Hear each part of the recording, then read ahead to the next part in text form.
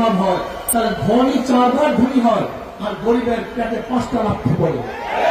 আগে থেকে 1 লাখ টাকা ছিল না 1 লাথি, ব্যাংক থেকে 1 কোটি দেয় না 2 লাথি, তার লোন মাফ হয় না 3 লাথি, তার ইন্টারেস্ট মাফ হয় না 4 লাথি। আর যে বড় লোকের টাকা মাফ করা হয়েছে, যদি ওই টাকাগুলি বাংলাদেশ ব্যাংকে থাকতো, তার বাংলাদেশের নাগরিক হিসাবে গরিবের অংশ সেখানে ছিল, কিন্তু বড় লোকের টাকা মাফ করার কারণে গরিবের পেটের মধ্যে 1 লাথি। তাই গরিব লাথিকে 5টা, আর বড় লোক ধনী হয় 4 বার। বর্তমান অর্থনীতি কোনদিন গরিবকে ধনী বানাতে পারে না, বরং গরিবকে গরিব বানাবে, ধনীকে ধনী বানাবে। ইসলামী অর্থনীতি অ্যাপ্লাই করা হয়, ইসলামী অর্থনীতি প্রতিষ্ঠা করা হয়। আমি চ্যালেঞ্জ দিয়ে বললাম, আগামী 5-10 বছরের পরে একজন গরিবও গরিব অবস্থায় থাকবে না, সমস্ত দরিদ্র সীমার উপরে চলে যাবে।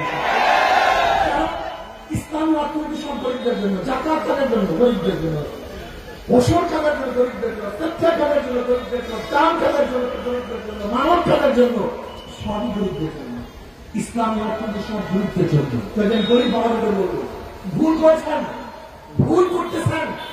ইসলাম আপনাকে মুক্তি দেওয়ার জন্য দুনিয়াতে আসছে, ইসলাম গরিবদেরকে ধনী বানানোর জন্য দুনিয়াতে আসছে, ইসলাম মহিলাদেরকে ন্যায্য অধিকার প্রতিষ্ঠা করার জন্য দুনিয়াতে আসছে।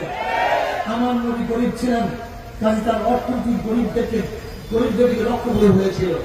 আমার নবী এতিম ছিলেন, তার অর্থনৈতিক ব্যবস্থা, সামাজিক ব্যবস্থা এতিমদের দিকে লক্ষ্য করা হয়েছিল।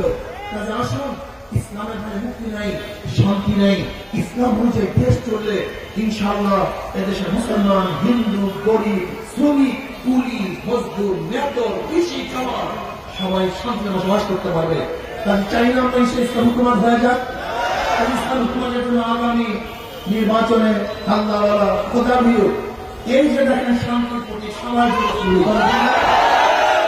মুসলমানরা হাত পাকে ব্যবহার করে কি করে না, হিন্দুরা, খ্রিস্টানরা, ধনীরা, গরিবেরা, পুরুষেরা, মহিলারা সবার প্রতি হাত পাখা, শান্তির প্রতি হাত পাখা। হাত পাখা যদি প্রতিষ্ঠিত হয়, নির্বাচিত হয়, তাহলে সাম্য, মানবিক মর্যাদা এবং সামাজিক ন্যায় বিচার প্রতিষ্ঠা হবে ইনশাআল্লাহ। আমাকে এবং আমাদের সবাইকে